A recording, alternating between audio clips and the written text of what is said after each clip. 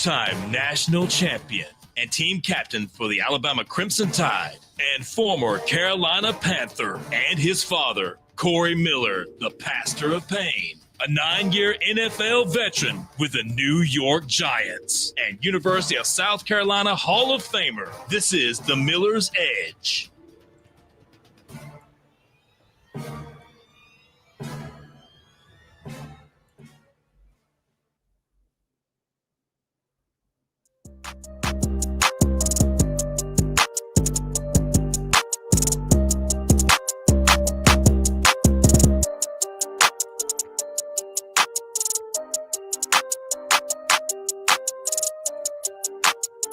And welcome into this Thursday edition of Miller's Edge, Tide 100.9, 1230 WTBC. Hope everybody's doing great. Hope you guys are having a great start to your day. Looking forward to hopping on here and having yet another fun show here. Had a lot of traffic yesterday, Chase. Had a lot of phone calls that we took, and hopefully we'll do it again. 205-342-9904 is the number. From where we left off yesterday, we talked a lot about Ty Simpson. Got to hear some interview stuff, and definitely really liked what I heard from the interview. Not that we're great at interviews now, but just thought it was nice to finally get to hear from them. They've kept the quarterbacks protected recently, right? They haven't had them available to the media, so we got to hear from him, and he said a lot of good things. Had a lot of good things to say. Had me motivated. Had a lot of people fired up. So I'm sure you guys felt the same way. But towards the end of the show, we started to turn our focus on the defense because they spoke to the media post-practice yesterday. And so that's where we'll pick up today. We will start off with some defensive interviews from yesterday. You got Kane Womack. We got to listen to that. We didn't get a chance to hear it because we ended up choosing to listen to the few minutes that we had to listen to Ryan Grubb. So we'll listen to Kane Womack, probably to hear from Deontay Lawson, a little bit of Tim Keenan as well. And I'm not too sure what the lineup is for post-practice today in terms of media availability, but we'll keep an eye on that. But we'll obviously keep you guys up to date with all that stuff because it's always good to hear from the source themselves, right? Obviously they're fresh off the practice field. No better way to get up to date than hear it from them themselves. So we'll definitely dive into that. Plus, Chase, man, not to revisit this conversation because I know a lot of people are just like, oh man, we want to move on. But I do have to say, man, look, I gotta own up, and I gotta issue an apology, man. So remember the clip that QD had tagged us in, and that guy was talking about the whole, if you go back to last season, if Ty Simpson, performs, say he has some astronomical numbers this year, do you go back and say, oh man, put some blame on Kalen DeBoer for not playing him last year? You guys know the clip. We're not going to dive too much into it. But I ended up seeing I didn't get to finish it, but I ended up seeing the whole context, right? Because remember, that was a 3-minute clip that was just on Twitter. And I'll say this, but I owe that guy an apology. All right, so that guy in that clip, believe it or not, Chase, I listened to the whole video, and that clip was like the second part of what he said. And ironically, the first part of it, so let me go back. So there's two people in the video. Number one is the other guy that asked that question. The other guy's the one that brought that point up, right? So I guess I was shooting at the wrong guy. It should have been the other guy who brought up the question because then he was the one pushing all that. But this guy, the guy that we actually heard from yesterday that I was a little tough on, he actually started off with his response, and he literally was saying what we were basically saying, going back and saying that was last year. That doesn't mean where he's at this year is where he's at last year. All the logical stuff here, right, Chase, that we talked about, he actually prefaced with that and made a number of good points. So I don't know if it was him himself that posted that part of the clip or the other guy posted that part of the clip, because if I had to guess, it probably was the guy that asked the question who clipped it or pushed it out there of him saying it, because he actually was saying quite the opposite. He actually was saying, I don't think there's really a comparison there. Basically all the things that we were saying, ironically. So I do want to own up to that, because when I went back and I don't even know how, I think I saw on YouTube, and I was like, wait, here's the video from what we saw yesterday. And I was watching it. I think I got not even halfway through until I realized I got to that point from the context of the clip, and I was listening. I was like, oh, damn. So we kind of went hard at him. Well, I was kind of going hard on him, but not realizing that it was, I wouldn't necessarily say taken out of context because he said what he said, but that was kind of the back end of it, kind of looping back into I see why the other guy would say that type deal. Does that make sense, Chase? Like the guy kind of presented that to him. He answered the question. So obviously when he finished it, he's like, oh yeah, so I could understand why, whatever. And I was like, oh, well, whoops. All right. But you know what? You gotta be accountable, right? You gotta hold yourself accountable. And I was like, you know what? That's why you gotta be careful when you look at clips out of context. So my bad, man. I'll be honest, I don't know the guy's name, but he wasn't as out there with his answers I initially thought after hearing the whole thing. So anyway, there's that. A couple other things that might dive into if we have time. I don't know if you saw this, Chase, but Mark Ingram actually visited a practice recently, spoke to the team, had a message for those guys. But the cool thing was after that, or it could have been before, I'm not sure when they recorded it, but he actually joined Ryan Williams and company on their podcast, a New Wave podcast, and might dive into a couple of things from there because obviously it's always cool hearing, former guys chop it up with current guys, always some good knowledge being thrown around and a lot of entertainment. So maybe we'll pick apart that video a little bit and hear from the former Heisman Trophy winner, Mark Ingram, alongside Ryan Williams and company. So a couple other things we might dive into. We have a little bit of time, but that's kind of what I've got planned so far. If you guys have anything, you guys already know the drill. 205-342-9904. We'd love to hear from you guys on the phone lines. If you can't hop on the phone lines, no worries. No big deal. You can always drop your questions in the app inbox, which we have on the Tide 100.9 app. Don't forget to download that if you haven't already. Or if you guys are on the YouTube stream when we're streaming live, you can watch me do the show.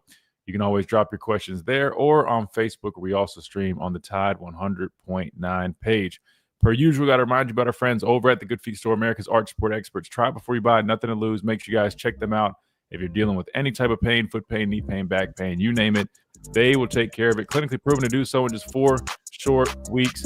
Midtown Village, where you find them here in Tuscaloosa. They are nationwide, so just type in your zip code, and it will pull up all the locations nearest to you. So make sure you guys take advantage of the Good Feet Store, man. These things are game changers. Just put them in your shoes. They get to work, man. They help alleviate and eliminate all that pain. Plus, man, we've got some stuff in the works for you guys.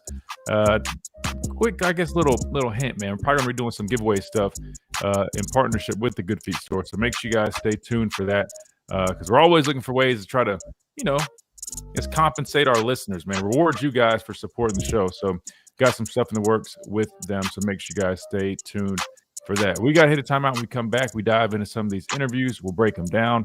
We'll talk about it. Talk with you guys as well. All that coming up right on the Miller's Edge, Tide 100.9, 1230 WTBC. We'll be right back.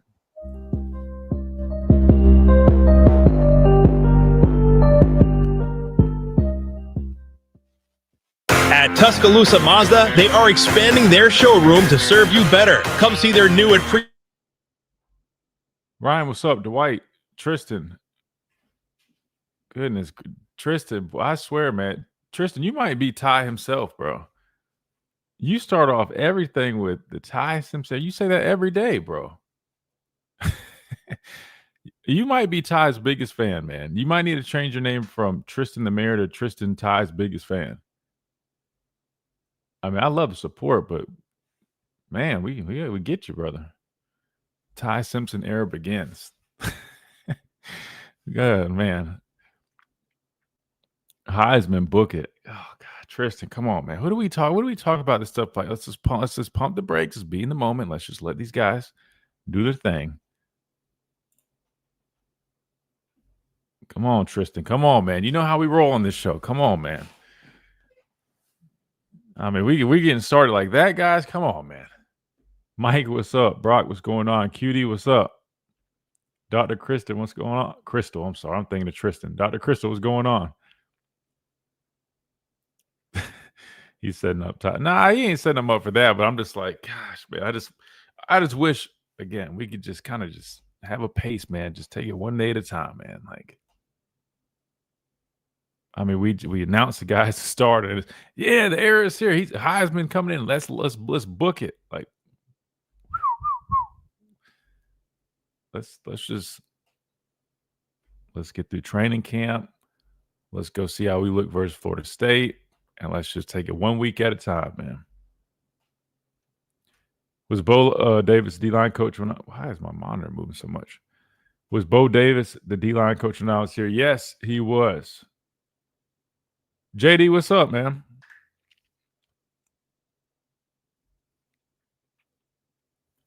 Christian is just excitement. No, 100%. No, listen, guys, I understand excitement, but my thing is, and again, y'all are welcome to take whatever if you guys want to parade around 12-0 Heisman, and like we won't do, and like that's fine. I mean, I'm just telling you guys, I just like taking it one day at a time, man. I just think when we start throwing everything around so quick, man, it's just like, we're setting these, putting so many expectations, so much pressure. Like, I just want the guys to go out there and be the best that they can be. I'm not throwing around Heisman and this and that undefeated. Like, you're right, but maybe that's just my mindset. Maybe it's a me thing, man. You guys just know how we are on the show. Like, we just try to just be informative, realistic. You know what I mean? Like, I guess it just kind of and maybe I just have too much. It's like, I'll be honest with you, when you hear so much media that's just like, just pump sunshine left and right, like excitement's cool, but my thing is I just feel like it's like irresponsible if you're somebody like me who is like a former player who, like, I value my opinion. I feel like my opinion is very informative, right? It comes from experience, comes from a number of things. I feel like if I'm just sitting here just pumping, it discredits what I say. That's just me, though.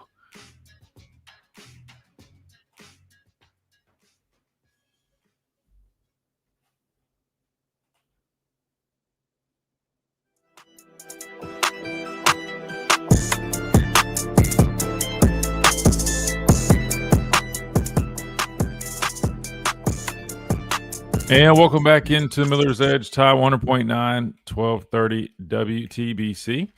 Presented by the Good Feet Store, America's arch support experts. Chase, you also forgot to mention this in that first segment. You had Hey Coach last night, which Super Joe mentioned he was stopping by there. But biggest thing was Greg Byrne was up there. He joined Chris Stewart. They talked a good bit. And there might be a couple of things we pull from that because I felt like he said a number of things. Now, like I thought, I don't believe I do not believe Kalen DeBoer was there. You know what I mean? Like, I know Super Joe was thinking he was going to be there. If I'm getting my times right or schedules right, I'm pretty sure the way it works is he normally joins like around like the first week or something like that. But you did have Greg Byrne there. You had volleyball coach Rashinda Reed, really sweet. I met her when she first got here. And maybe Corey Reamer was a part of it too. But anyway, so Hey Coaches last night, there's a number of things that Greg Byrne said that we might dive into. I know we don't talk a whole bunch about basketball. Would probably get a little bit more into it down the road, but kind of mention like some updates with the training facility and all that stuff if you guys are interested in hearing about that or talking about that. But yeah, he also discussed the bigger thing, or at least for me, not bigger thing, but the thing that I really took notice was when he was talking about the scholarship numbers and the limit imposed on football by the SEC and comparing that to other places. I thought that was interesting, kind of hearing him talk about that. But anyway, that took place yesterday. So, well, maybe if we have time, there's so many things in so many directions we can go. So we'll kind of figure out where things line up. I don't know how much time we'll have for what, but I do know I definitely want to start with Kane Womack because I want to dive into some defensive talk. We've been talking so much about the offense, which is great. I mean, I like talking about football in general, but defense spoke yesterday. I want to hear from Kane Womack. So let's go ahead and actually timeout audible. Let me check the play, Chase. I'm walking up to line of scrimmage. I'm calling an audible. I just realized that we have Mike, our buddy Mike from New York, on the phone lines, and I'm not gonna make him wait, man. That's our guy. And I told you guys, new rule is when you got phone call. Excuse me, I cannot speak. Slow down. When you have phone calls, we're going to go to them. That way you guys don't have to sit there and wait. So let's do that. 205-342-9904. We got Mike up first. Mike, welcome in. Hey, good afternoon. How's everybody? Oh, man, I think we're doing all right over here. Mike, how are you? Well, good. Doing good. Thanks. Hey, not to change things up a little bit. I want to hear what Coach Womack has to say, too. Have you heard anything about what possibly is going to happen to Michigan's program tomorrow? I mean, this is kind of like hush hush, and nobody's really talking about it. But you think they're going to get smacked, or have you heard anything? Or Mike, I'll be honest with you, man. I don't know a whole bunch about it. I'll be honest. I haven't heard much. I haven't even heard many people talking about it. But you're right. Tomorrow, the investigation's findings and punishments will be released, and I guess we'll be awaiting to kind of hear what that is. To be honest with you, though, I don't really know what direction they're going to go. I mean, I feel like I don't know. I'll be honest with you. I don't think it's going to be like something crazy strong. Um, I feel like they've been looking into this for quite some time, and I don't know.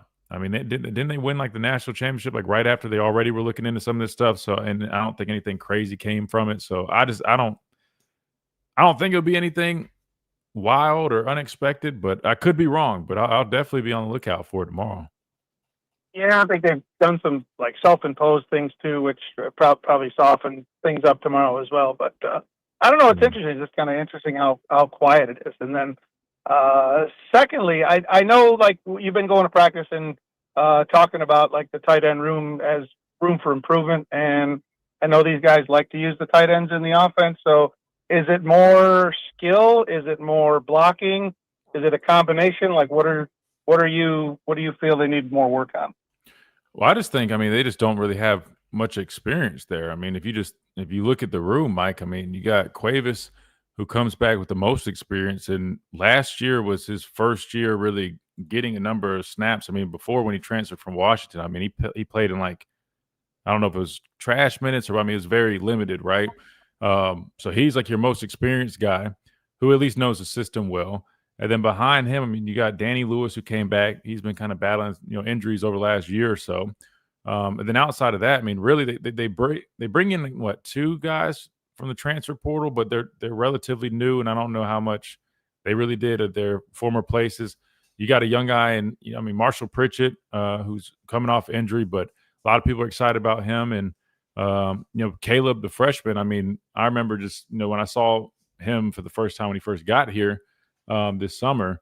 He's impressive. And I think honestly, he's been doing some good stuff this training camp. I think it's more so, Mike, just a number of question marks because there's not many receipts from that room. You know what I mean? And then you're replacing both the guys from last year, and both Robbie Oots and CJ Dupree. Even though, Cuevas was kind of like that third guy in there. Outside of him, like just not many of those guys have, real experience. So that's really what it is, Mike. It's not like anything in particular. I mean, I do look at that room and I do feel like they're more of a, inline type of, room. I mean, I'm sure that those guys do have like Caleb, right? I mean, he's got athleticism. Don't get me wrong, but it's not like they have like a guy that's like a true pass catching tight end. I think really most of them are just inline tight ends, and some just have better skill sets in terms of the passing game than others. But I think they'll be fine. I'm not saying it's like the biggest issue. You know what I mean? Like, you're right. They do like to utilize tight ends, but kind of like I was saying the other day, I mean, I think at Washington, one of the most utilized guys they had was a former walk-on. So I don't think you need, some superstar pass catching tight end for this system to be effective. And I think they have a number of options. It's just getting those guys up to speed as soon as possible and getting them as many reps as possible. But I think they'll end up being okay, Mike. I think they will. I think it's just right now there's question marks. But hey, look at last year, the secondary had big question marks. You had talent in there. They ended up playing really well. Then obviously going into this year, the following year, they're set up really nicely. So I think the tight end room could be kind of similar to that. Now, I'm not saying that means we're going to have like the number one tight end room next year, but you get what I'm saying. They'll come back even more experienced, and it goes from a big question mark to you actually feel really good about that room because there's a lot of potential in there. Yeah, they got some tall dudes in there too, 6'5" and 6'6". So some of these guys, and the ones they recruited, crazy height with these guys. But last thing I got, hey, I know we're talked about Mark Ingram dropped by practice the other day. How does that work when like players stop by? Does the coach carve out time for them? Do they have full access during practice? They get time before practice, after practice. Like how does that work when guys stop in? Yeah, that's a great question. So, and speaking of tight ends and former guys, I was up there last week, and I don't know if you guys remember this guy, but Big Brian Vogler, who played tight end here, he was with me my first year, so he must have gotten here like 2010, maybe 2011. But anyway, Big Vogue was up here, and I'm not. I know he was had a brief coaching stint, maybe with Georgia or something else. But I'm not too sure. He was on the run when I saw him. He was having to get out. He was hitting the road. He had to go out of town. But anyway, long story short, normally the way it works is, I mean, guys can just contact, somebody from the building and just kind of say, hey, I'll be in town. I'd love to attend practice, and they set it up, give them a pass to come out there and all that good stuff. But I will say, Coach DeBoer is he's very big on former players and their presence and making sure they feel welcome to come back. I mean, whether it's and the cool thing is not just like, from the past decade or so, Coach Saban, like he wants to include all the former players. Like that was one thing. Matter of fact, we actually talked to him about this. One of the things that they're doing, like in the building, when we were walking around the building, he was showing me all the new stuff that they're adding. As he mentioned that one thing that they want to do is also incorporate even going back to some like Bear Bryant type stuff, or just really going all the way back. That way, some of those older guys also feel included, which I thought that was very, very cool. You know what I mean? Because with Coach Saban and everything that he accomplished here in the last 2 decades, obviously that kind of takes precedent over so many things. But I could totally see how you could maybe think some of the older guys might feel a little forgotten because they're just so much focused on what Coach Saban did. But I think it's really cool that Coach DeBoer wanted to really include everybody, which is awesome. But long story short, yeah. So typically they just reach out and set it up. But yeah, I mean, Coach DeBoer is really open to really any former player coming back and watching. But in terms of like guys speaking and stuff, normally, if it's somebody like a Mark Ingram, Marlon Humphrey, those guys, hell, he asked me if I wanted to speak, or even Byron Young. We were up there when he first got here last year. He's just always welcome to let former guys come back and just kind of talk to the guys. He's big on that kind of stuff. But for me, man, since I'm here so much, and since I also do stuff with Crimson Tide Sports Network, I kind of I got the codes and stuff, and it's kind of real easy for me just to walk on in, walk on out. But normally the process is they just reach out, get permission, get a pass, and they just go check out practice. But yeah, no, but Coach DeBoer actually really enjoys when former guys comes back. He welcomes all former guys, which is really nice. Very cool. Very cool. All right, my man. Well, I appreciate your time today. Absolutely, man. Sit back and enjoy the rest of the program. Good deal, right, Mike. Appreciate you calling, brother. Good stuff. All right. That's Mike from New York, man. Way up there in New York. Let's hit another timeout. We come back. We'll I don't think we have a phone call lined up, so we'll go to the interview that we had from Kane Womack. We'll listen to what he had to say following practice yesterday. We'll break it down, discuss a little bit of defense right here on the Miller's Edge, Tide 100.9, 1230 WTBC, presented by the Good Feet Store, America's Art Sport Experts. Quick timeout. We'll be right back.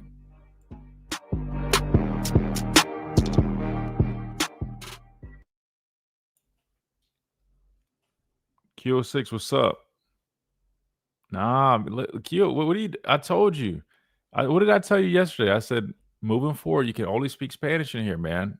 I told you. I need you to lock in.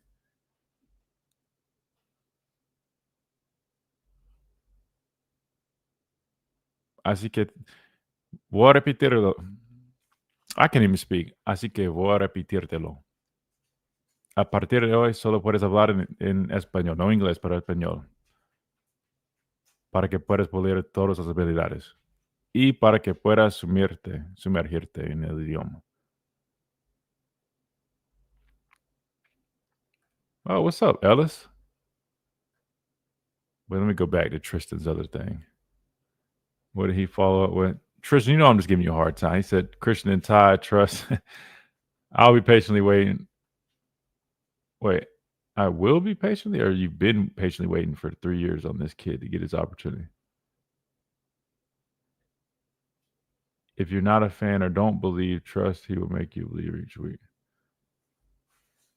Wait, are you talking to me, or are you talking just in general? Bro, how many times have I talked? I've said Ty's going to have a great year. I say it all the time. I'm just telling, like, again, there's just different levels to I'm just saying, when you start throwing out like, oh man, he's winning the Heisman. Like, I'm just saying personally, I don't like putting all these crazy expectations on guys. Just like when people, he's gonna have a Mac Jones. Like, to me, I'm just like, I just think we just pump the brakes, just let it just happen. Like, just let him play each week. Yes, Christian, I'm a huge fan. If you're not solid, be patient. He'll win you over with it. Tristan, let me explain something, bro. Bro, I know Ty personally, bro. I love the dude. I'm friends with the guy. I told you to show you right now. He was literally coming on the show. No one's saying or not sold. I'm just saying I'm just not gonna sit there and cast all that on the dude. Like, oh, he's this. He's going. No. I'm just letting him have his process, man. I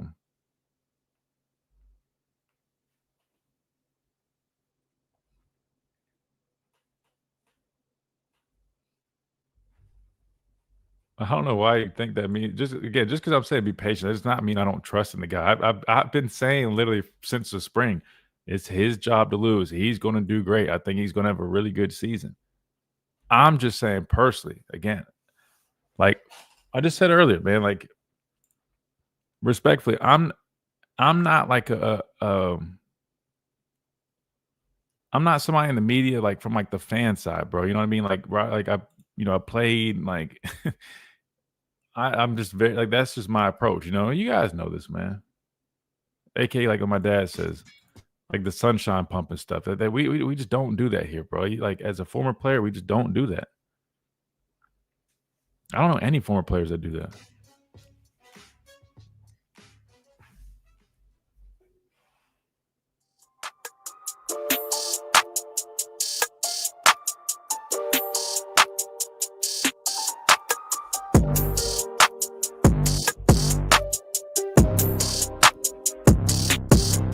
And welcome back into Miller's Edge, Top 100.9, 1230 WTBC, presented by the Good Feet Store, America's Arch Support Experts. All right, let's do this. Let's go ahead and get to our video from Kane Womack from yesterday, man. Talk a little bit of defense.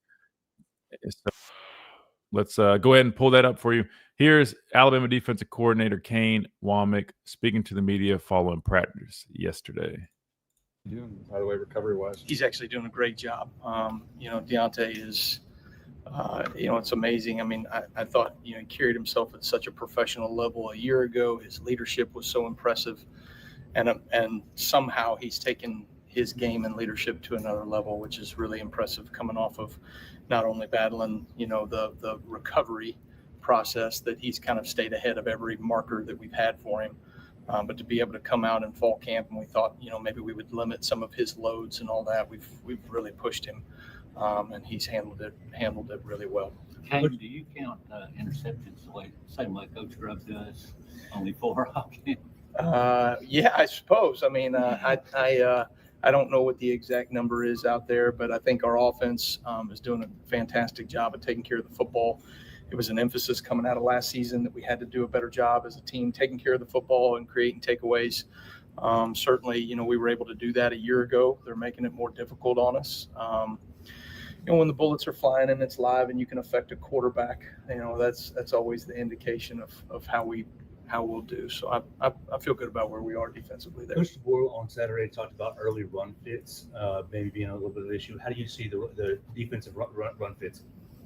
I think overall have been really, really solid, really positive. And I think the different variations of run game that we're going to see throughout the season, I think we have spent an obscene amount of time, right, making sure that, different variations of run game that we're ready for and geared up for, that we have answers, right, to those things as well.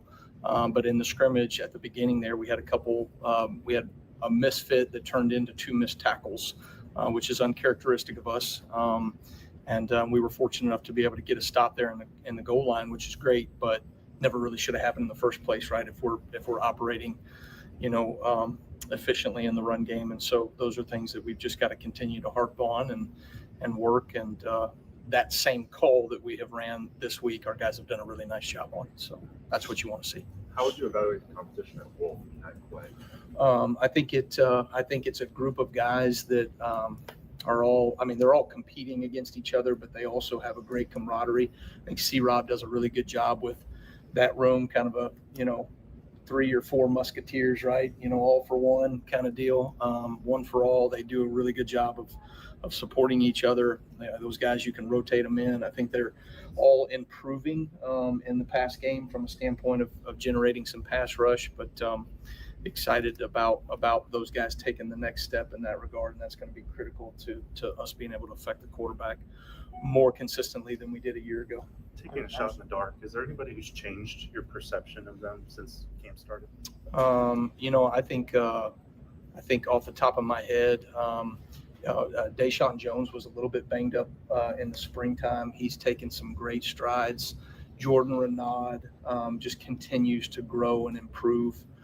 So really, really pleased with him. And then some of those young defensive linemen are really taking steps in the right direction. Both Freddie Roach and Jamie Mosley, those guys have done a good job. I mean, Asaya Faga is doing a really good job. You're seeing some things from London Simmons is improving. Steve is improving. So it's nice to see some guys that, maybe you thought might be a little ways away that might have a role for us at some point, here during the season. So that's encouraging. I know it's not something that you probably watch closely all the time, but what have you seen out of Ty Simpson? Yeah. I mean, I think as a defensive coordinator, right, your job is to kind of be an expert, right, on offenses and what we're doing and how they're attacking us. And like Ty just does such a great job of his command of the offense right now. He understands what Ryan and what Nick are trying to get done out of the quarterback position and what we're trying to do offensively. He gets us into the right calls. He keeps us out of bad calls for the most part. And then does a really nice job of just taking care of the football. And the dude makes plays. So, I mean, take care of the football, make good decisions, make plays when it matters. That's, to me, the element of a quarterback. But when I watch him go through progressions, I mean, he has a great feel for boom, boom, boom, and he stays on schedule. And that's always, gonna make you efficient offensively. Is it pretty clear that he's been around a while, like that he knows this team, knows this offense? I would think him. There are probably a number of guys on our football team. You can see the value of them in year two, right? So offensively, defensively, certainly at the quarterback position, how comfortable they are in the system. You see a difference, from where we were a year ago. Speaking of differences, how different is Xavier Brown going into year two? Yeah, that's a great question because, ZB was a guy that came in as a freshman and he made certain freshman mistakes, but he handled them like a veteran, right? And so it was really impressive to see the way that he would make a mistake and then get it fixed, and you wouldn't see that mistake, right? He was able to just sustain the correction, as we talk about on defense. This year, he's now playing with anticipation, so he's making plays on the ball. He understands, route progressions. He understands how to take certain things away and then go drive the ball in other places. That he's probably one of the most fun people I've ever coached. I mean, from a standpoint of just how locked in, how detailed, how professionally he is every day. I mean, that dude, in my mind, will play this game for a long time.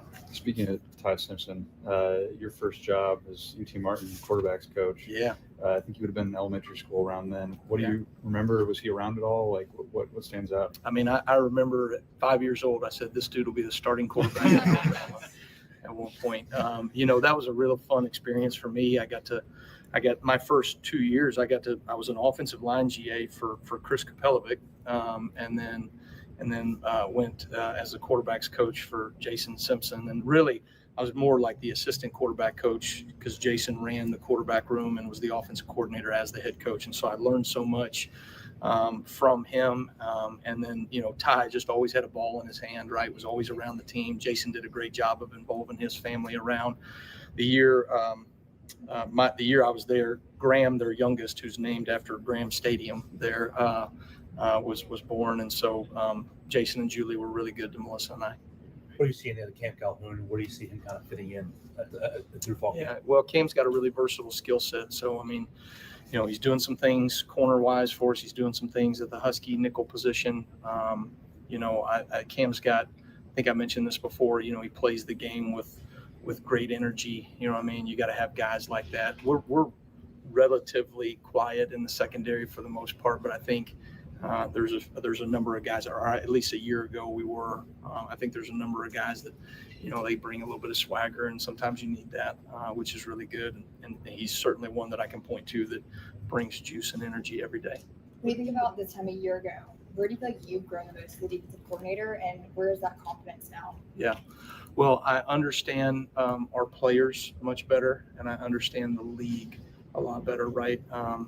I think probably the biggest thing is you go into the offseason knowing the answers, not the answers to the test, right? But you at least had the study guide, you know what I mean, a little bit better than you did in year one. And so having anticipation for what we're going to see, having an understanding of what our players do well and how to feature those players has allowed me to be really aggressive in our install in year two. So spring ball, we were like that. And then certainly in fall camp, I mean, we have just layered on layered on layered, you know, the scheme for them. And they're doing a good job of handling it. What do you see in the three young inside linebackers, Luke, Duke, and Abdul?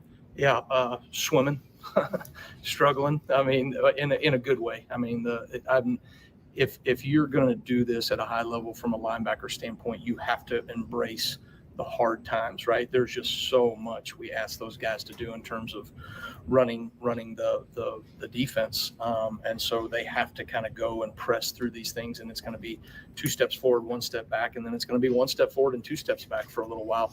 I told those guys this morning they just have to keep pushing, and the guys that I think I've seen a lot of linebackers go through and then play at a very high level, the ones that just know they're going to play each snap like it's the most important play and just focus on each snap. You do it over and over again, and all of a sudden it just clicks. But it hadn't clicked yet, so they're grinding right now. Duke was had a lot of responsibilities at the high school level, on both sides of the ball. Yeah. I mean, how do you see him kind of, you know, when you're kind of focusing in on what he needs to do for your defense? Like, is he kind of adapting to that well? Like, how is he kind of, instead of a lot of responsibility, kind of honing in on one?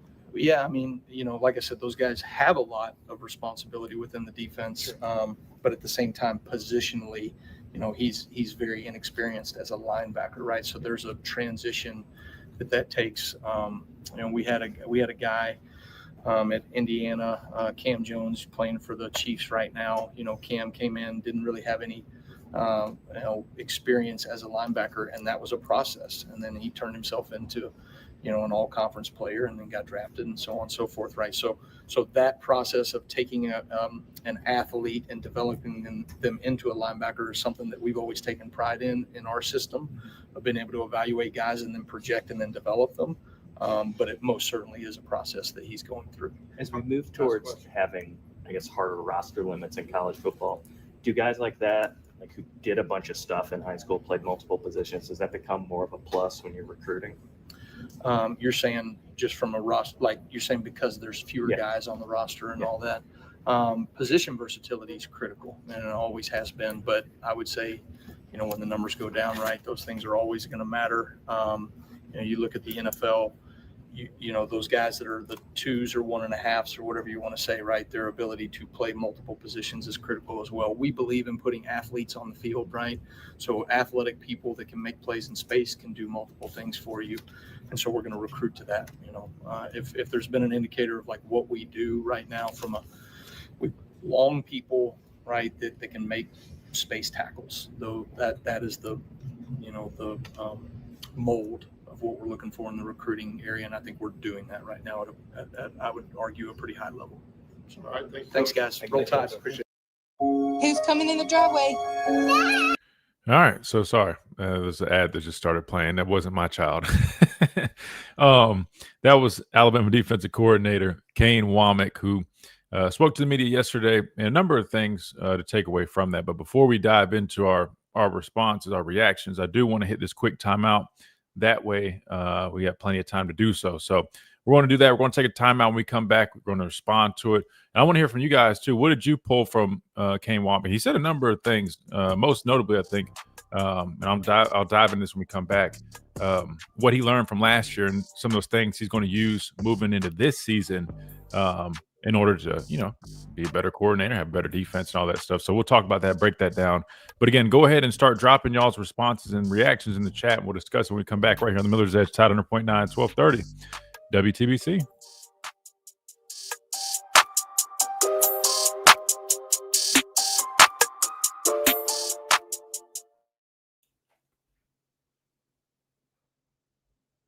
All right, good deal. Let's see.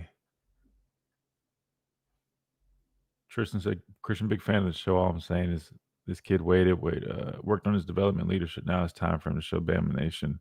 It's hard work. He's perfect for this offense. Oh, no, hey, no, I didn't. I'm not taking no, Tristan, bro. I didn't take any offense to anything. No, bro. I'm just giving you a hard time, just like I do anybody. Just like I tell you guys all the time. Someone calls and says, "Oh man, we're going undefeated this year," whatever. Again, I respect the excitement, but as you guys know, we pride ourselves in being very, again, informative, fact-based.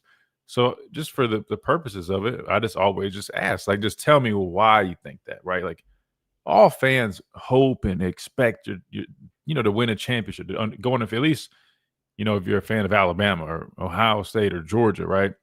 So I just give people a hard time because I'll be honest with you, man. Like a lot of other shows, media you listen to, like all they do is say like, there's nothing wrong with that. That's how they do things. They try to spin everything into like every single positive possible, which is fine. That's how they do it. But to me, again, it just goes back to I want my product or my takes or anything that I put my name on to be factual, to be informational. You know what I mean? Like just to have credit to it. So and then I'm just realistic, right? So the reality is, I mean, like for someone to recreate some of those things that people are saying, oh, it's going to happen.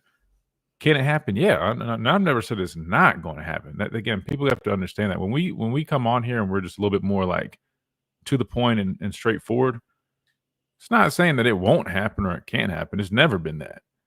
It's just, to me, that's like irresponsible if I sit up here and say, "Oh, I think he's," because I'm not saying that I just feel confident that's just going to be the case. I mean, for people to win that award, I mean, you literally have to be the best player in college football to win that award. And I think throwing that on somebody who just, just hadn't really had that opportunity, really, I just think it's a lot of pressure put on somebody. And I don't want him to have that pressure. Like I said, I'm cool with Ty. I talk to him every time I'm up there. Great dude. Hell, I hope he wins the Heisman. I want him to. I'm just saying, as of August 14th, before we've played a single snap or seen anything in year 200, I think that's just for me. I just think it's like I'd just rather just be a little patient because it's going to be some growing pains, man. I mean, it happens. But what'd you guys think of that video from Kane Womack? Anything stick out to you? But no, I appreciate that, Tristan. Like I said, I'm just giving you a hard time, man. You're more than welcome to go, say or whatever. Yeah, I mean, I'm just giving you a hard time, man. That's just how me and my dad, we like to play around and give people a hard time when you guys participate in what we call chapsticking, where it's just like everything's candy and rainbows. It's just a joke. Experience the best teacher. Absolutely. That's a great observation.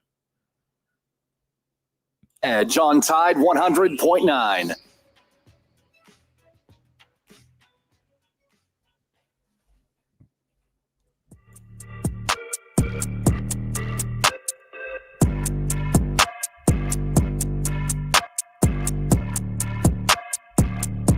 And welcome back into Miller's Edge, Tide 100.9, 1230 WTBC, presented by the Good Feet Store, America's Arch Support Experts. All right, we just heard from Kane Womack, Alabama defensive coordinator, and he spoke to the media and had a number of things to say. Going back on what he said, sorry, you see Tim Keenan on the screen. We'll probably hear that in a little bit. But I think what stood out to me is the question they asked him about, last season, how that, translates, moving forward, things he might have learned. And this is a quote from it because I don't want to paraphrase everything he said. He said a number of things, but in terms of how he grew as a defensive coordinator, that was a question. So he says, I understand our players much better and I understand the league a lot better.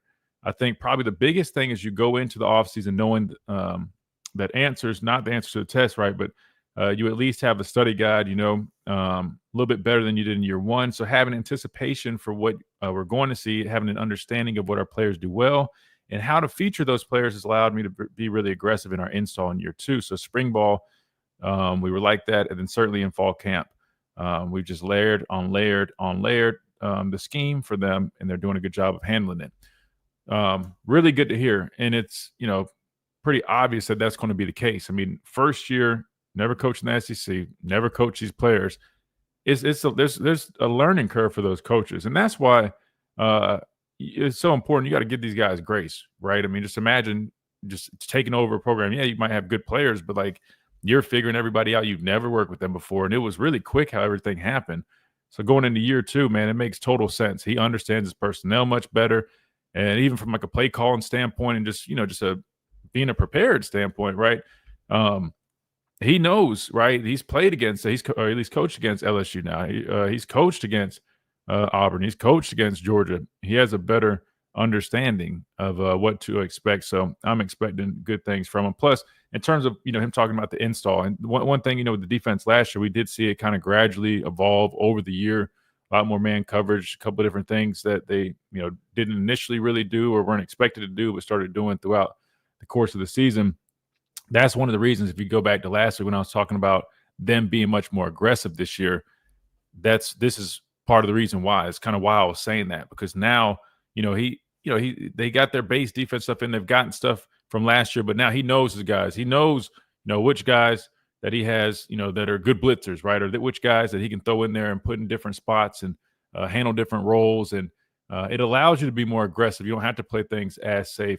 I thought he was aggressive at times last year, but to me, I think we're going to see things look even more different this season. So I'm excited to see kind of how things continue to unravel, because obviously, even though he's had all fall camp to really, assess things and implement new things, I mean, it's going to continue to evolve just like it did last year. That's just how football works. And I'm really curious to see how that all plays out. I know Bama 205 said experience is the best teacher. SEC ball, let's go, coaches. Absolutely. And I think it works for both sides of the football. I think the offensive side of the football is going to benefit in the same way. And I think that's why, I mean, in my opinion, I'm like, Alabama can really only go up. I mean, I think anything can happen, obviously. We know that. But it's like when you look at all the factors, it's like you can only really go up from where we were. And really one little step up from last year, you should be in the playoffs. So to me, I'm like, it's almost like I don't even see us not making the playoffs, but let me just let things play out. It's like I was talking about. Marcus says what sticks out to me is that is it Fago or Faga? Maybe is it Faga? I can't remember, but you typed Faga. I feel bad if I'm getting his name wrong. I'm terrible with names. Starting to get mentioned more and more. That's a good point because I'll be honest with you, man. I think he was a kid out of Birmingham, maybe like a 3-star when he was coming out of high school. Again, stars don't matter, but I don't think he got like the most attention out of high school. But I will say, like when I've been up there watching him working drills and stuff, he's he looks like he's coming along nicely, man. I think he's still developing and whatnot, but I think he's really kind of been developing a nice pace. And to hear the coaches really talk about him, obviously that's always a good sign. He's definitely catching their attention, but from what I've seen out of him, he looks like he's going to end up being a good player down the road. I think he also mentioned, is it Simmons, young guy from Mississippi, which I think they've been pleased with his development. But just like the other guys he mentioned, like with the inside linebackers, man. I mean, they're swimming, trying to figure everything out. A lot being thrown at them, but I think once they start figuring it out, things start slowing down for them. They're really going to be able to get better and better. And maybe at some point, again, I don't know if it's in the near future, maybe a year or so down the road, but start being able to contribute a little bit more. LK says, I think he believes this year's defense will be more dialed into the system. In my opinion, with 8 returning starters and the number of others with experience, this year's defense can be a top 5 at year's end. Yeah, the number of starters coming back is a big deal. And then, like you mentioned, people being more dialed in. I mean, look, just to revisit this real quick, I mean, and this was true. People didn't really want to hear this last year, but this is just a fact, man. Like some of those older guys that were coming from Coach Saban's system, it was a little hard for them to really completely buy into a whole new system, especially if maybe they weren't really sold on everything. And I think you saw that at times, right? I'm not going to mention these specific examples, but I'm just being completely honest, which I'm not even really blaming the players on that because it's an adjustment, man. When you go from the GOAT right, who's known as the best coach of all time, and he's literally a defensive coach.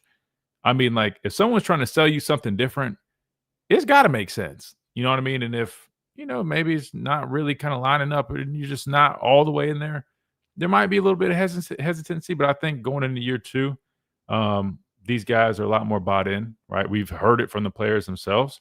And I think that definitely will translate as well. We got to hit this top of the hour break. When we come back, we keep on rolling.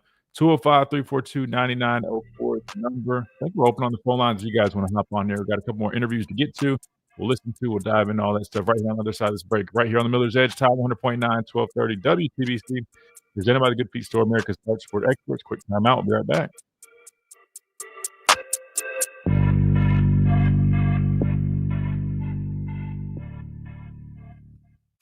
WTBC Tuscaloosa. I swear Ruben's ears must have been burning the other day because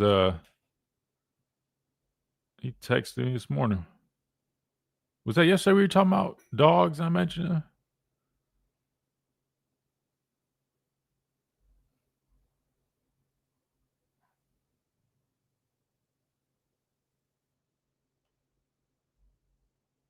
maybe we need to get Ruben on here. I know he's busy because he just had a baby, but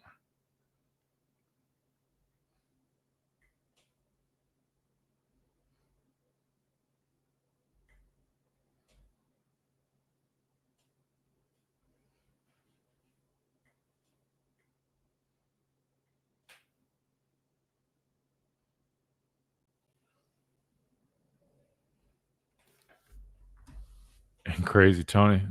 Tony's in training camp right now, so it might be a little bit more tough. But man, maybe he probably could squeeze it in, maybe. I just texted Ruben back though. I just told him he needs to hop back on here. Last time though, Chase, if we get Ruben on here, I ain't gonna lie to you. You're gonna have to have that finger on that what's that button? The like delay button. Man, Ruben's so funny. He's himself. I'm talking about Ruben was talking like we were just talking outside, which I love that. But I was like, oh, damn. I felt bad because I was like, whoever the producer is, man, I know they had to keep hitting the delay like over and over. But it was funny, man. I can't remember who was producing at that time. But yeah, Ruben came on probably about a year ago. But I'll get him back on here. I'll see what he says. See what he says. I've been hearing from a number of my former teammates recently, man. It's kind of crazy because we're kind of hitting that point where like a lot of the guys I play with, they're slowly kind of, finishing up like their careers. And that's saying like after they played a while, like again, when I was talking to Reggie a couple weeks ago, I mean, this would have been like year 10 for him. I mean, like it's just crazy to think about how time flies like that, man. I mean, even just think about this. It's been 10 years since we won what was my first national championship. Like this one, the Arizona one against Clemson. Why does this never focus? I always see these streamers do this, and it allegedly helps get it to focus. They put like a hand behind it or something. Obviously, it's not working here. But anyway, it's been 10 years since we won this one against Clemson. Bro, is there not a way to focus this? Man, I give up. Yeah, Marcus, I'm not going to lie. This is probably my favorite one. Tide 100.9.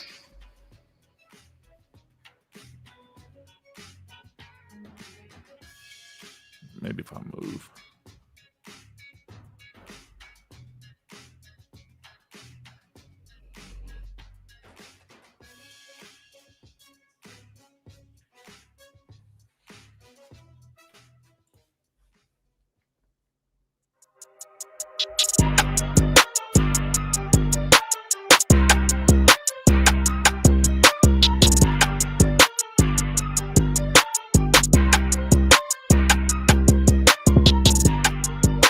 And welcome back into Miller's Edge, hour number 2, officially underway right here, Tide 100.9, 1230 WTBC, presented by the Good Feet Store, America's Art Sport Experts, man. Football is here. Obviously, the season's coming up, man. Don't forget about our friends over at R&R Cigars. If you guys are looking for the best cigars, best humidor in the Southeast, you got to check them out. Right there, 2703 Gary Fitz Street here in Tuscaloosa. You don't want to miss out. Football season coming up, man. And they always have the games on, TVs all around, wraparound porch. You can't beat it. Over 160 bourbons to choose from. And it's always fun just to go hang out, have a good time, man. A whole bunch of football fans up there kicking it, talking sports, enjoying a nice stick and a nice drink. Again, drink responsibly, but they've got it all there for you.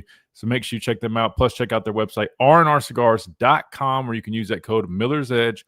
Again, code Miller's Edge gets you 20% off all your orders. So make sure you guys take advantage of that. Anytime you need your cigars, man, hit them up. Go to their website, Miller's Edge, 20% off your orders, and they'll ship it right there to you, man. Whether it's for you, a gift, you name it, man. Make sure you guys take advantage again.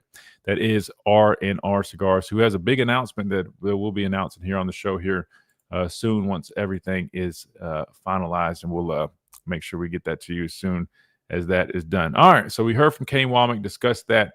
We got this already pulled up, man. Let's go ahead and listen to it. Let's hear from Deontay Lawson. This is from yesterday, him speaking after practice.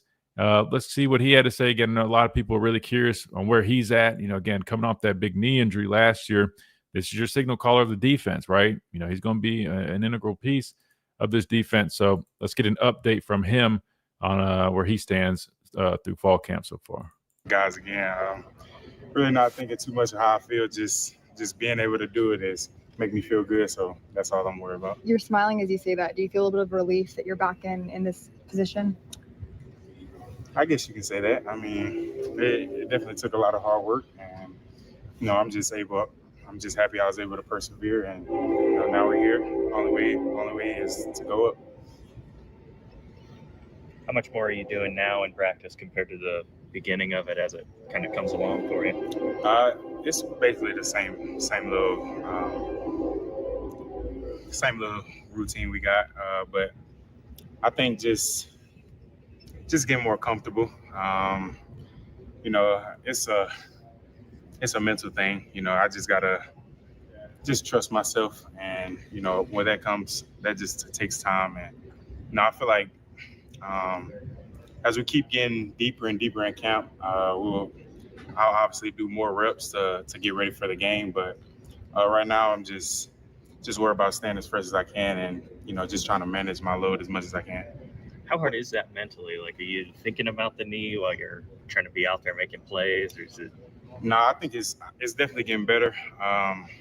When I'm out there, man, I'm just rolling. I'm not really thinking about anything too much, but it's definitely a challenge. But it's something that I kind of push to the side a little bit, and just focus on what I can, and that's what I'm doing. You played for Coach Saban, and you used to always say, "I'll name a starting quarterback when somebody wins over the team." Has Todd done that as far as for defensive perspective? And if so, how? I think Ty really stayed down, and that just means so much to us as a team. Just to know a guy like that just cares so much about this place, about his teammates. It just makes you feel good. So. I mean, Ty was already my guy, to be honest. I mean, man, just seeing him coming to work every day, he's getting way more comfortable in his leadership, and being able to manage the team and win over the team, like you said. And man, it's just a pleasure to see. Just knowing he just waited his turn, and I would just love to see that he's so resilient. I can't wait to see him shine. What has Nakai brought to the inside linebacker? Man, Nakai he's a veteran guy. We call him Unc a little bit. I get called Unc too, but yeah, he's physical. He can get downhill. He just add an extra element of run stopping, being a quarterback of the defense. He can just do it all. And the good thing I like about Nakai is he doesn't care about anything else. He just want to do whatever to help this team win, and I mean that's all you can ask for. And I'm just excited for him. Deontay, heading into year 5, have you been able to take a step back and kind of look back at what this kind of path from Mobile, Alabama to 5 years into this is like? Have you been able to think about that at all, or what does that look like kind of internally? Yeah, I feel like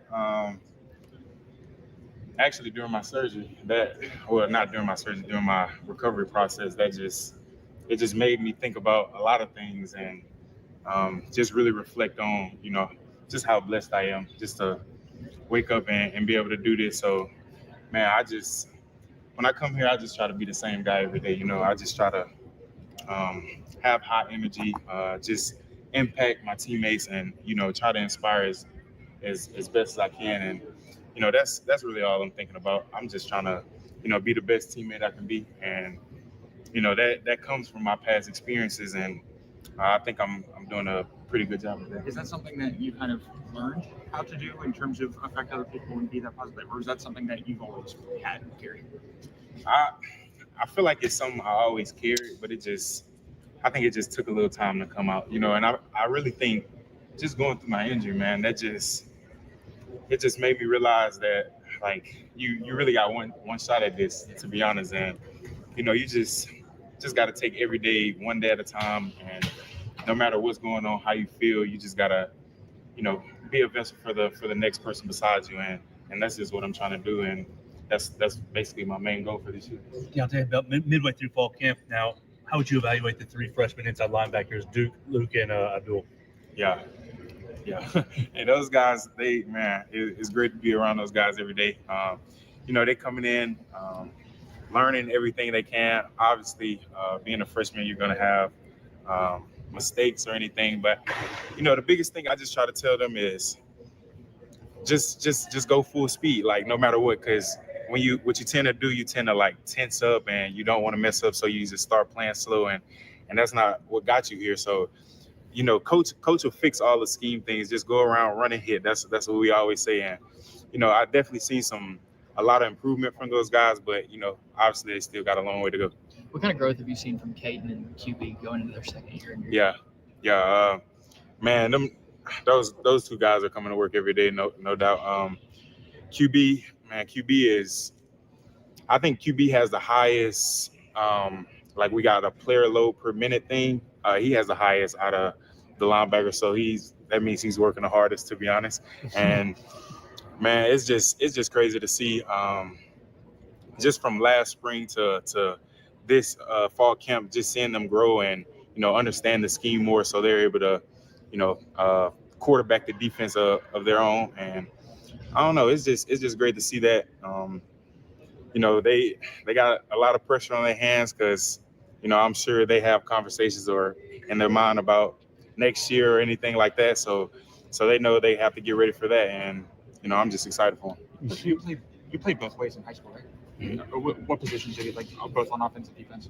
Yeah, I played a little like Y or a tight end, kind of. I played a little quarterback and wildcat, and defense, I was in the middle. So when you think about a guy, because Duke had a lot of responsibilities, like out in Georgia, playing both sides of the ball, multiple places on defense. Like, what does it look like for him to kind of hone in his focus on being solely middle linebacker? Man, I think that's something he's still trying to learn.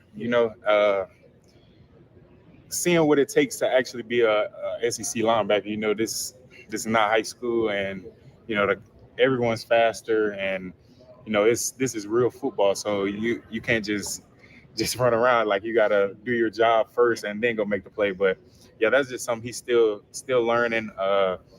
He's taking everything he can from myself, Justin, and Nakai, and I think he'll grow from it and he'll be better because of it. Tim Keenan was just saying that the two biggest hits in camp he's seen so far, one by Dijon Lee and one by Justin Jefferson. But he couldn't remember who took it. Do you remember who was on the receiving end of those hits? Or do you not even remember them at all? Nah. Well, Justin hit was actually yesterday. So that was Richard Young.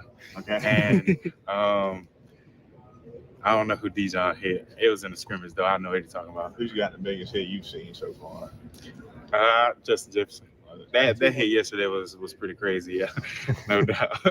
Can you walk us through what you saw on that hit? Well, it was in the goal line, and they ran like a G lead play, and Justin just shot the A gap, and you heard it.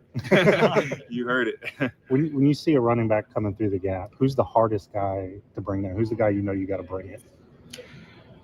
I 2'6" Jam Miller, of course.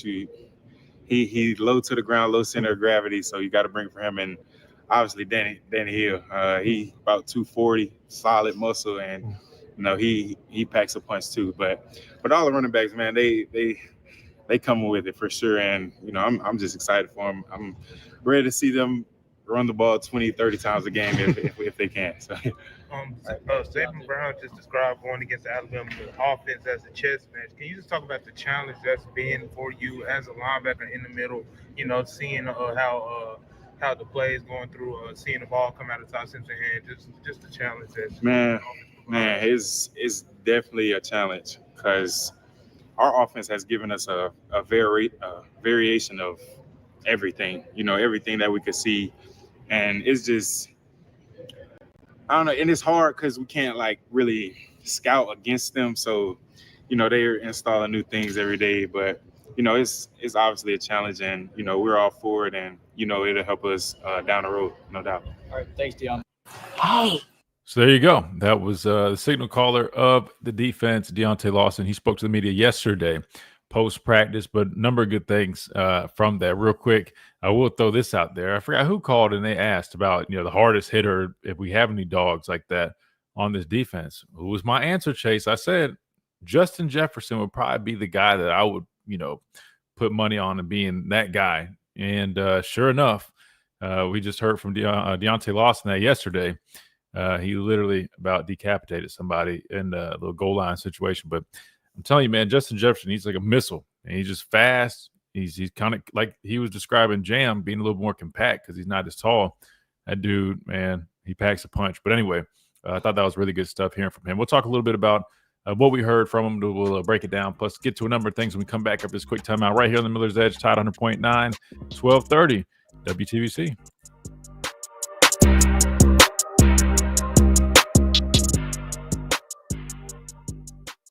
At Tuscaloosa Mazda, they are expanding their showroom to serve you better. Come see their new and Yeah, I think he is a noob because if you guys have seen his sack celebration, he was doing the shoulder shimmy. If that's, I'll be honest, guys, I don't know the exact name, but he was doing the shoulder roll, shoulder shimmy, whatever the actual name is. Y'all guys see this? There's a reunion over at joint practice with the Panthers and the Texans. Shake. Okay, there you go. Thank you. I was about to say, I'll be honest, man. I'm not in a fraternity. All I know is I had a couple teammates that showed up with bald heads during the spring, and they're wearing their gold boots and camo shorts and purple tank tops. I did go to a probate though, once or twice. Raekwon Davis was in it. Shimmy. Okay, I was about to say, I thought it was like a shoulder shimmy or something. I don't know. But I did go to a probate though once, I believe. Maybe twice, but I know Raekwon was he was a Q. He was in it. He was so big, it looked crazy. I mean, because those other guys that weren't like athletes, they were like 5'10". You got Raekwon like 6'7". He just was towering over everybody. That's the standard fit. Oh, okay. Yeah, they all had that. You know what surprised me though? Damian Harris ended up rushing. Wait, is that the word? Rush? Crossing? Bear with me. Anyway, Damian Harris ended up being a Q. And the only reason it surprised me because Damian is very Damian just didn't come off as somebody you would think would join to be a Q dog. He was best friends with Mac Jones and Richie Pettibone and all those guys. Oh, you said they don't rush. Oh wait, so is only sorority say rush? What did the guys say? Cross? The Burning Sands. You guys are losing me with all this fraternity talk, man. I'm not gonna lie to you. I'm not even gonna act I know a little bit, but what is cross the Burning Sands? Is that something for a certain fraternity? What does that mean? Damn, I'm gonna catch heat. I hear Divine Nine all the time. Wait, Divine Nine, is that like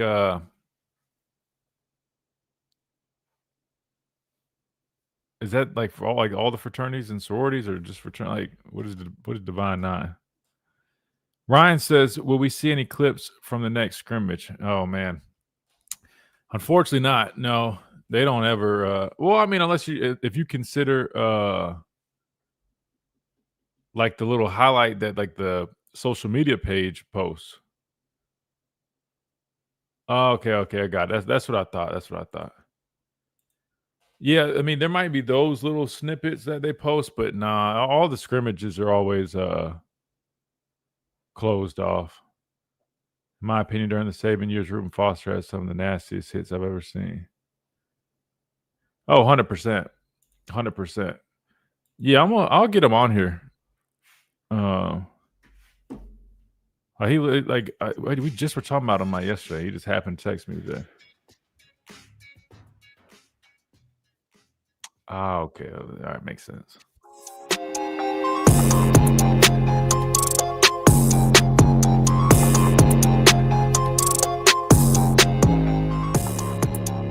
And welcome back into the Miller's Edge, Tide 100.9, 1230 WTBC, presented by the Good Feet Store, America's arch support experts. All right, so we just got done listening to Deontay Lawson, and always nice to hear from him, but obviously got an update on how he's feeling coming back from that knee injury. Biggest thing, man, is getting over that mental barrier, which, is very common. Coming off injury like that, man, you got to be able to trust your body, trust that you can go out there and perform at the same level that you did prior. And and like he said, I mean, I think they initially thought they were going to be trying to limit some stuff, but I think he's really just been doing really just about everything, which is good news. So sounds like he's on pace to be back, ready to roll very early, like at a high level. I think the whole thing has been he's going to be cleared, but when I say really ready to roll, I mean, there's a difference between being cleared and really being back at that point. And I think he's probably ahead of schedule, but really good to hear from him, talk about some of the other guys as well. But if you're tuning into the YouTube stream, you're seeing what we're looking at right now. You got Bryce Young and Will Anderson, then Mechie even making an appearance. But the Texans and the Panthers are holding a joint practice ahead of their game, which I believe is down in Houston. But as you guys can see, man, Bryce and Will embracing, man.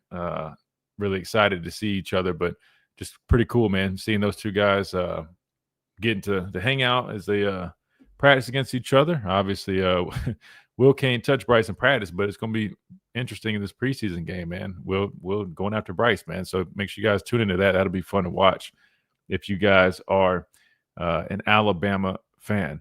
Let's do this. I know we didn't hear from Tim Keenan just yet, but maybe we could take a break from the player interviews, unless you guys want to keep on rolling with that. We can do that. Or there was, again, a little bit of NFL talk, though. I don't know, Chase, because we're rolling with college stuff, and I already know how this goes, man. We start getting off the college bridge for a second and go to the NFL, and I know how that goes. But what it was, though, was, and I don't know if you had seen this, Chase, but it caught my attention because going back to the whole Jalen Hurts type conversation. But it was Peyton Manning, and he was talking about Jalen Hurts. And it was interesting because he basically was saying that he talks to Jalen Hurts and, actually pretty commonly, like Jalen reaches out to him, which that doesn't shock me. Jalen's one of those guys, he's always going to be trying to, get as much knowledge as he can. But Peyton was really impressed. Matter of fact, I got it pulled up right here. This is the clip that I was talking about, but it's Peyton Manning discussing Jalen Hurts. All about his mental toughness, right? Because that's the kind of situation where it's embarrassing and you just don't sort of recover from it mentally or emotionally. So it tells you how mentally tough that he is. And they said, he was the first guy to high five Tua in the locker room and, was as celebratory after that win as, all the players that were, involved in the game. And you're right. I mean, he's played so well in both those Super Bowls, but I like the way he goes about it. He calls me a lot. I'm just, it asks me lots of questions. They actually run a lot of plays that we used to run, Sirianni to Frank Wright to Tom Moore, sort of that chain. And he calls me with very specific questions about certain plays. So he's a student of the game. You know, is another example. You think, I mean, he squats 600 pounds. He can, you know, run over guys. He can throw it a mile. But his appreciation of the cerebral part of the game is what's impressive to me, and how he's taken his game to the next level. And I think the sky's the limit for this guy. Have you ever met a more intense, serious human being than Jalen? No. It's almost intimidating when you're in the. So that was Peyton Manning discussing him. But Chase, I thought it was interesting when I heard that, because I was kind of like trying to connect the dots. I'm like, where did he? Oh, not where did he meet Peyton Manning? Obviously, I mean, NFL quarterback, top NFL quarterback, right? I mean, he's going to cross paths with him. But like, that kind of surprised you hearing that Jalen Hurts constantly is like reaching out to Peyton Manning, and they're discussing. I mean, it's one thing like reaching out to him, just kind of like checking in, but he's making it seem like they talk about plays, and Payne even mentioned, like, you know, there's a lot of, you know, carryover and connections from, you know, coaches that they've worked together with. But that kind of catch you off guard a little bit too when you heard that, because it did for me. I just didn't expect it. I didn't know Jalen and Peyton Manning were close like that. I'd never heard anything of it.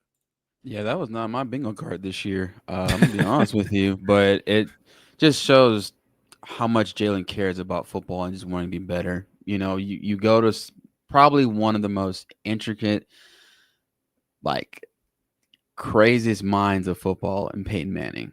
Like, he's able to dissect a play like that. And I think there's a segment on one of the other networks with his brother, I think on Monday Night Football, that he does. Oh yeah, the two of them. Yeah, and it's just crazy how he's able to really look at a play and show you different, like, outcomes of this happened, that happening. And why not go to the best minds of it all, you know? And that's awesome that Jalen is continuing to work on just that part of the game, because he has the physical attributes. He's fast. You know, we've seen that last year, you know, hence why they won the Super Bowl. But why not take it a step further and get better? And that's awesome that him and Peyton are like that, but it was definitely not my bingo card that they talk regularly, you know? Yeah, no, that's kind of what I was thinking. He was like, "Hey, he reached out to me all the time." Like, hell, I would too. I mean, that would be like me having, I don't know, who would be an edge guy that, man, I mean, there's so many different ones you could go off. I'm trying to think of one that was like out of the league, but man, I don't even know. I don't know. Just throw somebody out there like Jason Taylor or DeMarcus Ware. I would be in those guys' heads all the time, trying to get their thoughts on that. But doesn't surprise me the fact that Jalen, you know, is taking that initiative. I mean, that's Jalen Hurts for you. Then even him kind of paying it forward. I don't know if you heard the other part of it, but Shedeur Sanders going and, you know, talking with him, reaching out to him. Jalen's almost getting to that unk level in the NFL. That's what I was saying earlier about it. It's just crazy that, like, you see, like, a lot of the guys I even played with would have been like, they're going on like year 7, year 8, which I'm just like, how has time flown like that? But speaking of other, well, no, real quick, I want to ask you a quick question based off of what you said. You mentioned their cast that the Manning brothers do. Do you like? Now I know you just said you like that, but you know, it made me think. A lot of people, they criticize like Tony Romo because you're talking about knowing the game and knowing what's going to happen. A lot of people used to complain about that. Do people still not like that? Like, you know, calling out the stuff before it happens. I'll be honest. I always thought it was kind of like entertaining or like impressive that I'm like, man, he's over here circling the fade right here. Then sure enough, they throw a fade, right? Or he's over here circling this corner, like, oh, hey, they're about to attack this corner right here because they're showing this. And even like somebody like me, like, I know the game, but I know, you know, definitely more, you know, defensive perspective side of things. It's my deal. But I was blown away because I'm like, damn, man, like, this is so impressive. Did you find that annoying, Chase, or do you not mind that? I honestly don't mind it. For someone that watches football and used to the usual commentary, it's nice to have an insight of, like, you know, what Patrick Mahomes might throw to, or, you know, why is Tyreek Hill motioning to the left side of the field when he got a signal from Patrick Mahomes. Like, stuff like that is intriguing to me because, you know, as NFL fans or even college football, you know, we want to learn more about the game. Like, yeah, it's cool to see touchdowns and kick returns and rah, rah, rah, but to know the ins and outs of why players make a certain move or where this ball is going to go to, I think that's pretty cool. Now, I don't know why Tony got that flack, because I felt like it made that specific network better, especially with Jim Nantz and how they were like a 1-2 combo. But you know, I feel like it was very unwarranted that he got that because it added a different element to watching football. You know, like I was able to, sometimes I would even take notes on like Smart, man. like seriously. Smart. No, I Yeah. mean that's smart. Look, I could understand if I think it's about like how you do it. Like if it's almost like he sounds like a know-it-all, you know what I mean? And it's almost like he's just doing it because he's like trying to sound like the smartest guy in the room. I can see how people be like, oh, that's annoying. But to me, when he was doing it, it was more educational, or it was really just like, all right, you know, watch for this. They're probably really just trying to inform the viewers because again, like that's his job. He's a color analyst. He's breaking it down, you know, specifically the X's and O's of it. And literally to me, I'm like, man, I like that kind of stuff. But I was curious when you brought up their cast because I like their cast. I know Pat McAfee used to do like the college football one. Some people like that, but to me, like that's starting to get kind of out.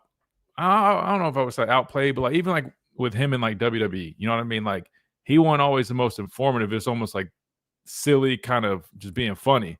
And I know some people, even I think who was like Fox or whoever the other station or whatever that does like the pregame. So they added like Dave Portnoy to their show. And I'm like, man, I like having the informative people. And I do like having like Mark Ingram. Like I like how he does his work because not only is he informative and he's got all the experience to back it up, but he also does a nice job of just being his authentic self. And he's funny. He's a good character. I like that. I think it's a good balance. But anyway, I don't want to go too far down. I just was curious about the whole commentator stuff because we were talking about the Manning brothers. Theirs is good because they're the same way. Super informative, but like Peyton and Eli together, like they're actually pretty funny. And so I really enjoy them as well. Real quick before we hit this next time out. Speaking of former Alabama guys, we were talking about Jalen Hurts. Well, here's his teammate. Now, I saw this on Twitter. I don't know how true this is or how accurate this is, but allegedly, Landon Dickerson, who just had surgery, I believe, he's out here at this Browns joint practice, and they claim that he just passed out Miller Lights or some type of beer to some of his buddies on the Browns, offensive line from the Browns, and one of his teammates, Lane Johnson, fresh off the practice field. Now, knowing Landon, the same guy that came – wait, you guys – I don't know if you saw this. I don't know if there's a picture of this, and this is a true story. Landon Dickerson showed up to – I don't know if it was pro day or it was around pro day time. Like he was like me – like there was literally like NFL personnel and scouts in the building. I think it was pro day though. He showed up with overalls, no undershirt, and no shoes, and just showed up in the weight room like that and was working out like that. And these scouts and everybody just like they were cutting up laughing, but they really were like, what in the world? Like this guy is nuts. But actually it was kind of impressive because he was getting a full workout in like it was nothing. But the dude literally, and he had like one, to make it even worse, he had like one of the straps, only one strap strapped. And I'm talking about no shirt, no shoes. And it was the craziest thing I probably ever saw. But that being said, I would not be shocked if these are real beers. I'm just trying to figure out, like, does the league allow that? Like, knowing the league, Chase, I could just imagine them just throwing a fit over this. But if those are, in fact, beers, that's just hilarious. I mean, like, fresh off of a surgery, his mission is to show up and bring a cooler to crack some cold ones with not only his teammate, but also some linemen from the Browns. Landon Dickerson for you, ladies and gentlemen. Just reminds me, we've had so many characters that up from Tony Brown to Landon Dickerson wearing overalls with no clothes, or excuse me, no shirt underneath. Yeah, we've had our fair share of characters. All right, we got to hit a timeout. We come back, we keep on rolling right here on the Miller's Edge, Tide 100.9, 1230 WTBC, presented by the Good Feet Store, America's Art Sport Experts. We'll be right back.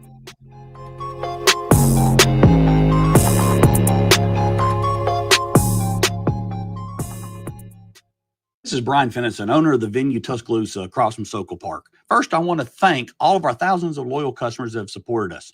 But there are so many people that still don't know about the venue. There are 5 restaurants open daily with indoor and outdoor dining. The 5 restaurants circle a humongous courtyard that at times welcomes live music and events, but every day is a place that you can hang out, eat, or let the kids play in the wall ball area. We're the only place your party size doesn't matter. focused on family. Come visit one of Tony Brown, that dude. Hold on, let me pull this. I think he did like an interview with his staff. Oh yeah, here you go, right here. about that. It's like, who is this guy? Who is holding the stick or the Hold on. whatever? I got to save this for when we come back from radio. So that way everybody hears this.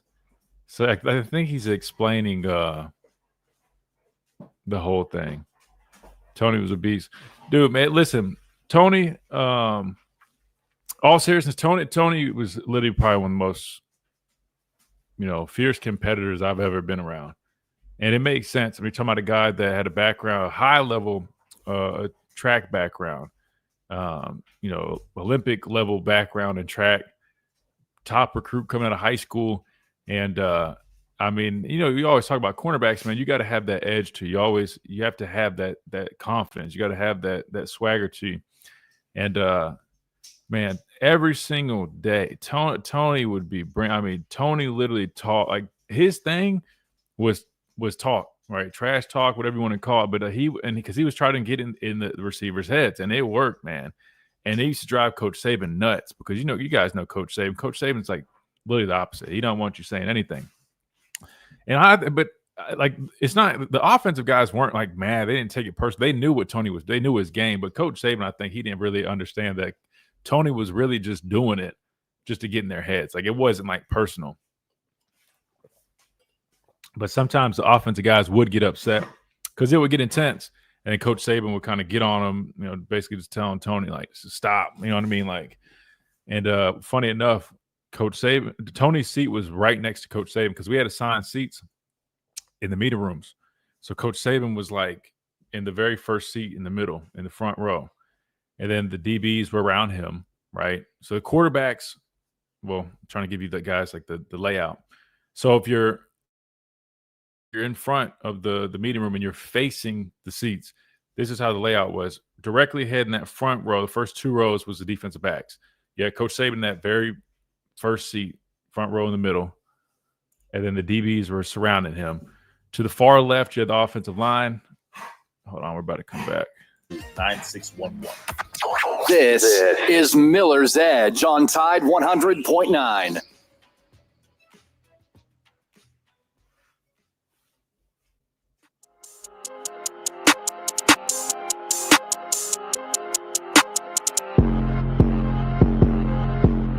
And welcome back into the Miller's Edge, Tide 100.9, 1230 WTBC, presented by the Good Feet Store, America's Arch Support Experts.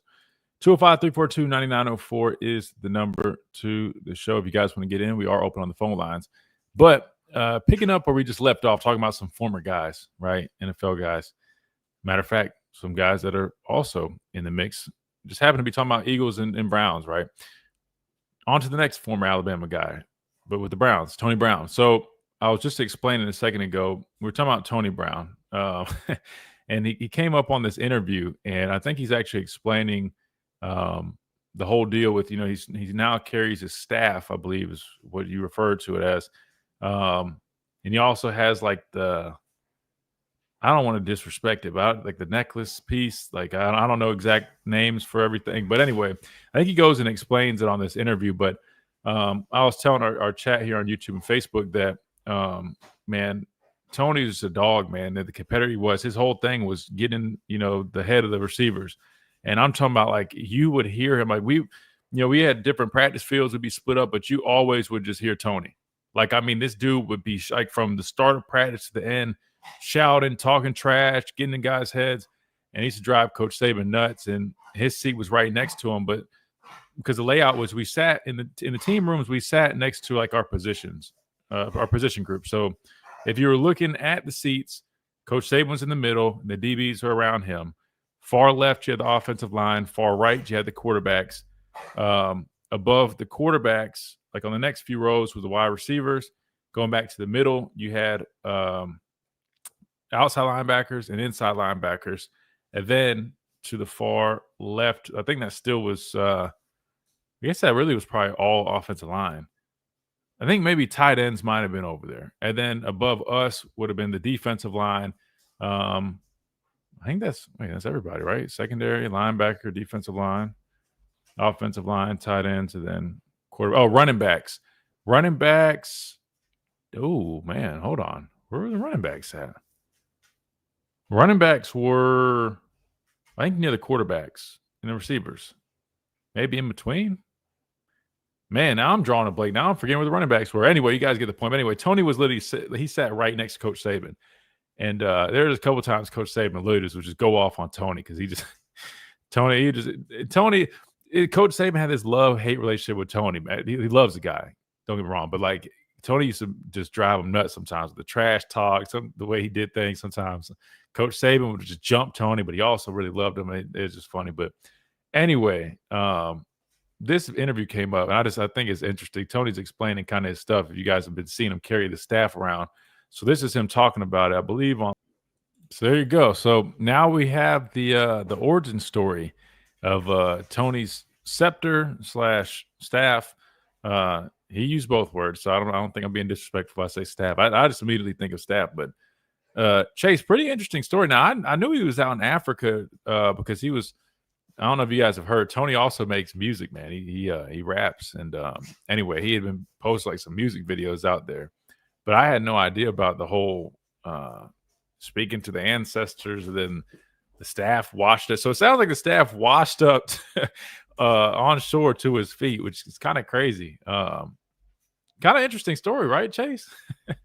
Yeah, I'm kind of intrigued. This. It sounded like a book or something. Like, I'm not trying to be funny. I'm like, I'm like, it's out of all people, I'm like, that would, like, Tony would stumble across that. He'd be doing a football camp in Africa, then all of it, like, he just has this insane experience, and now it's made its way back here. But I mean, you got to respect the commitment. I mean, like, literally, you saw him walking with it on the field, walking with it into my biggest question, I think, would be, how does he get that through airport security? Now, I know, obviously, when you travel with a team, it's way different. It's not like you're really going through regular TSA. As a matter of fact, we don't really get checked like that, if you guys were ever wondering.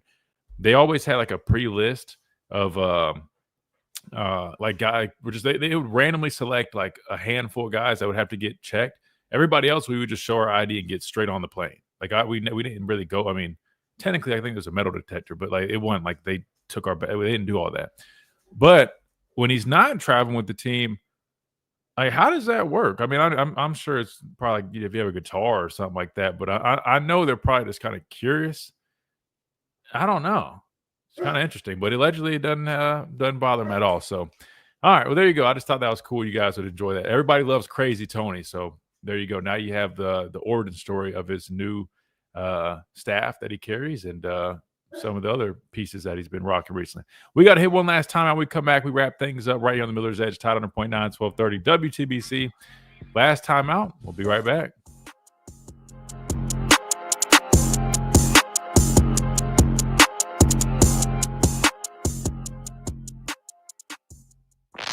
Coming up on The Game with Ryan Fowler.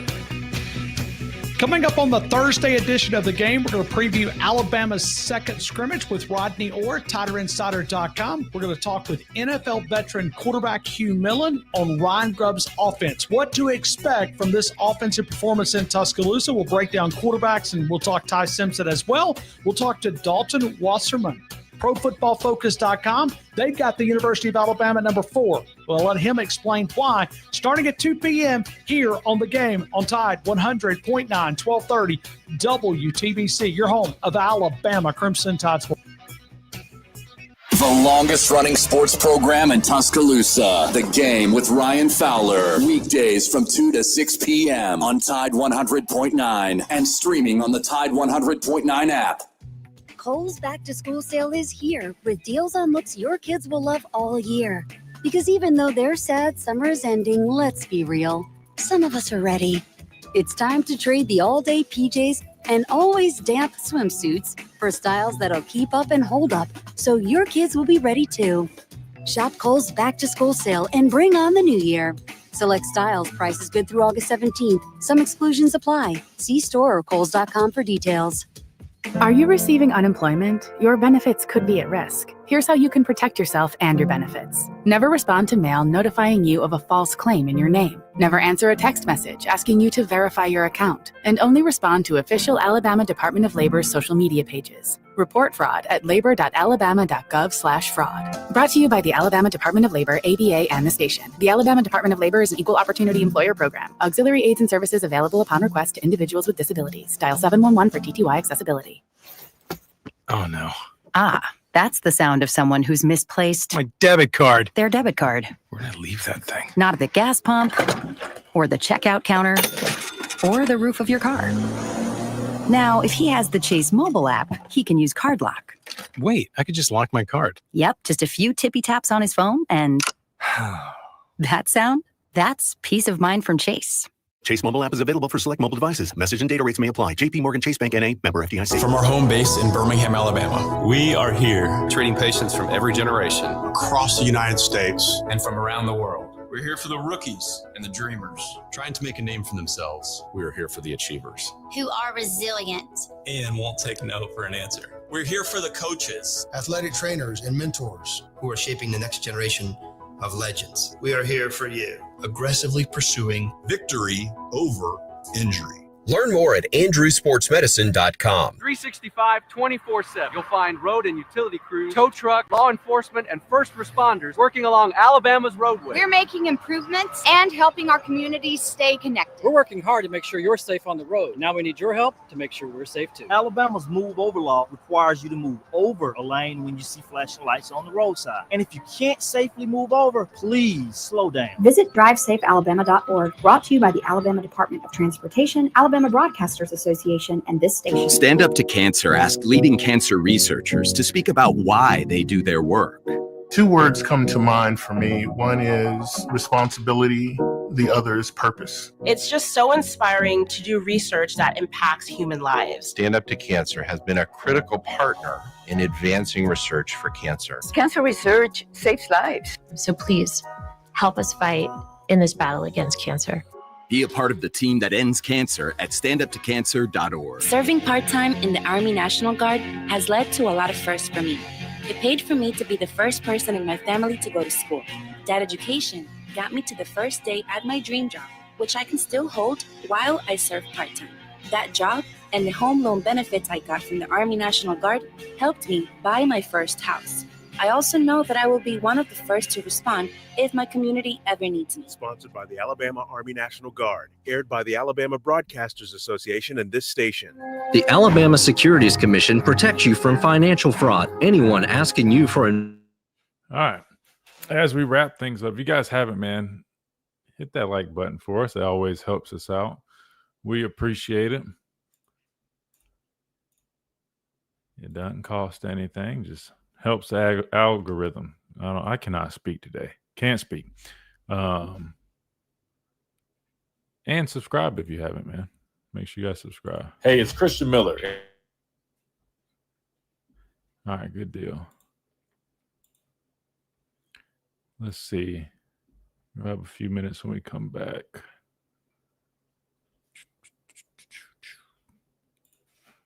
Maybe we'll get a little bit of Pipe fitting, industrial maintenance, and interview. We'll see. Track record of over 30 plus years of experience. No one is better fit for the job. For an evaluation, contact Brian Harding Construction today at 205-752-9611. Again, that's Brian Harding Construction at 205-752-9611. Tide 100.9 Tuscaloosa weather. Cloudy at times this afternoon, scattered to numerous showers and thunderstorms around through early tonight. The high today 86, the low tonight 73.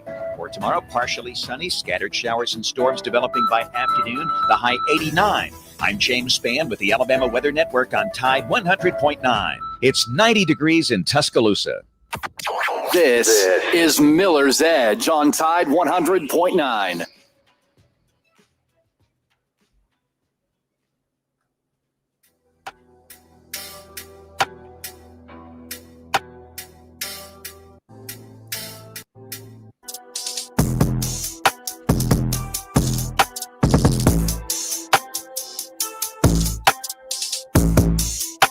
And welcome back into the Miller's Edge, Tide 100.9, 1230 WTBC.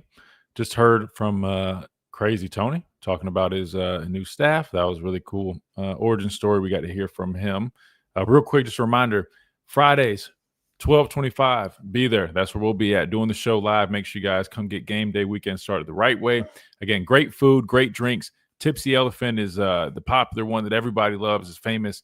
They're at 12:25. But make sure you guys go check 12:25 out, as well as us on Fridays of home game weekends. Again, we will be doing that every Friday, home game weekends. You'll find us there doing the show live. You guys can come hang out with us. And they've got all types of food, pizza, wings, rotel dip. They've got tacos. I mean, anything you can think of, they've got it. So make sure that you come check us out at 12:25 and check them out anytime you want to go watch a football game. They got always great watch parties and stuff going on as well. Again, that is 1225 University Boulevard is where you can find them, right there on the strip. All right, we only got like 2 or 3 minutes left. So I was going to try to find a piece of this Tim Keenan interview that we could have just listened to, but honestly, I don't even think we have enough time. We can just save it and get to it another time. But Chase, I was thinking something. I just saw this. I saw something come up with Tim Keenan. Sorry, my dog, I guess, is eager for something. But I saw this clip real quick. And I keep seeing it after that picture of Jam Miller. Everybody is talking about him again. And I'm just trying to figure out, Chase, when did everything flip? Was it the picture that made it happen? I've been big on Jam. I've been talking about, I'm excited for him, thinking he's going to have a great year. He's already shown plenty during his time here. But it felt like people just were slowly kind of just, I don't know, like maybe it's just looking for the next shiny toy. Everybody talking about everybody other than him. And it just seemed like people were kind of like forgetting, like, this guy is a really good football player. But now, I don't know if it's from the picture, hearing Deontay Lawson talk about him. But now everybody's jumping back on the Jam bandwagon, and they're putting a whole bunch of stock into him. But I remember when people were kind of forgetting about him a little bit. Even QD talking about, I don't know about who we got. Look, man, Jam is that dude, man. You keep hearing his teammates rave about him, coaches rave about him. There's a reason, man. He's a special dude. But anyway, I'm excited for him. I'm seeing some clips of him right now. But we also did hear Daniel Hill's name pop up when Deontay Lawson was talking. So 2 guys we've been talking about here. I think those are 2 guys you'll see a good bit from, and other guys as well. But looking forward to seeing what that running back room can do. All right. That being said, we got to go ahead and start winding down, getting out of here, making room for T-Town Sports Daily, which is coming up next. Appreciate everybody and all the contributions, phone calls, all the messages here on the YouTube chat, all you listeners, all of our Facebook listeners, everybody. Always appreciate you across all platforms for all the support, man. Definitely means a lot, and we definitely appreciate all of it. Looking forward to doing this again in 22 hours right here, Tide 100.9, 1230 WTBC. Again, we are presented by the Good Feet Store, America's Arch Sport Experts. We will see you guys tomorrow on a Free for All Friday.